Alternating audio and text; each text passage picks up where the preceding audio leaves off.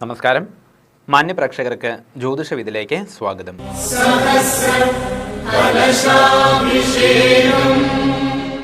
ജ്യോതിഷവിധിയിലെ 4ാം ഘട്ടമായ കത്തുകളിലേക്ക് നമുക്ക് കിടക്കാം. ഈ വാരം ചെർപ്പുളശ്ശേരിയിൽ നിന്നുമാണ് വിജേഷാണ് നമുക്ക് എഴുത്തയച്ചിരിക്കുന്നത്. എൻ്റെ ജാതകപ്രകാരമുള്ള കാര്യങ്ങളാണ് എനിക്കറിയേണ്ടത്. ഞാൻ ഇവിടെ ബിസിനസ് നടത്തുകയാണ്. ബിസിനസ് പരമായ അഭിവൃദ്ധി ഉണ്ടാകുമോ എന്നാണ് എനിക്ക് പ്രധാനമായും ചോദിക്കാനുള്ളത്. 2 ഷോപ്പ് എനിക്കിപ്പോൾ ഉണ്ട്. ഒന്നുകൂടി തുടങ്ങാൻ വേണ്ടി ആലോചിക്കുന്നുണ്ട്. അതിന് അനുകൂലമായ സമയമാണോ എന്നറിയണം എന്നാണ് വിജേഷ് എഴുതി ചോദിച്ചിരിക്കുന്നത്. 1975 മെയ് മാസം 1-ാം തീയതി വ്യാഴാഴ്ച 8:45 കാലത്ത് 8:45 പൂരാടം നക്ഷത്രത്തിലാണ് ജനിച്ചിരിക്കുന്നത്. 49 വയസ്സ് കഴിഞ്ഞിട്ട് 4 മാസമായി. ജാതകപ്രകാരം നല്ല ഗുണകരമായിരിക്കുന്ന യോഗങ്ങളുള്ള ജാതകമാണ്. ഗജകേസരി യോഗം, ഹംസമഹായോഗം, മാളവ്യ മഹായോഗം തുടങ്ങിയിട്ടുള്ള പ്രഗത്ഭങ്ങളായിരിക്കുന്ന രാജയോഗങ്ങളെല്ലാം തന്നെ ജാതകവശാൽ പറയുന്നുണ്ട്. ഇപ്പോൾ 2021 മുതൽക്ക് 2021 നവംബർ മാസം മുതൽക്ക് വ്യാഴദശാ കാലഘട്ടമാണ് ജാതകത്തിൽ നടന്നുകൊണ്ടിരിക്കുന്നത്. 2037 നവംബർ വരെയുള്ളതായിരിക്കുന്ന 16 വർഷത്തോളാണ് വ്യാഴദശയുടെ കാലാവധി. 62 വയസ്സ് വരേക്ക് ജാതകത്തിൽ പറയുന്നുണ്ട്.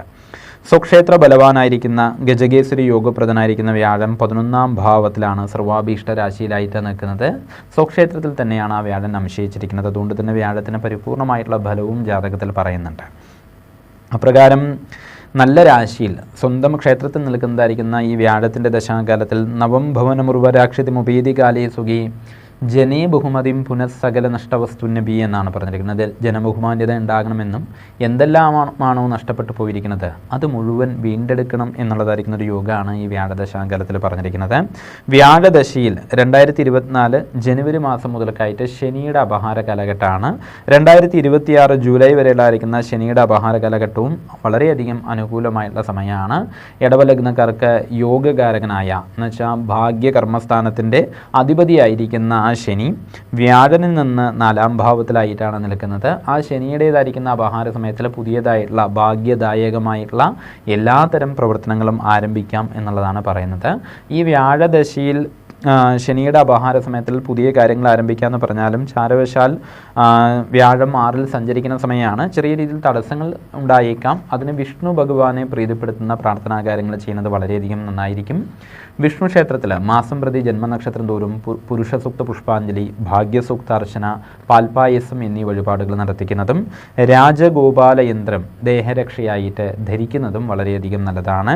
തൊഴിൽപരമായിട്ട് ഇനിയും ഉയരുവാനുള്ളതായിരിക്കുന്ന ഒരു സാഹചര്യം, ഇനി 14 വർഷത്തോളം ഉയരുവാനുള്ളതായിരിക്കുന്ന ഒരു സാഹചര്യം ജാതകത്തിൽ പരിപൂർണമായിട്ടും കാണുന്നുണ്ട്.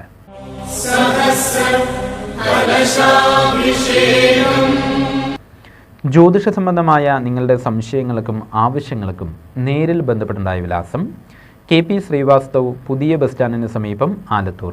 Phone number 9447320192. ഈ ആഴ്ചയിലെ ജ്യോതിഷവിധി ഇവിടെ സമാപിക്കുന്നു. അടുത്ത ആഴ്ച വീണ്ടും കാണാം. നന്ദി, നമസ്കാരം.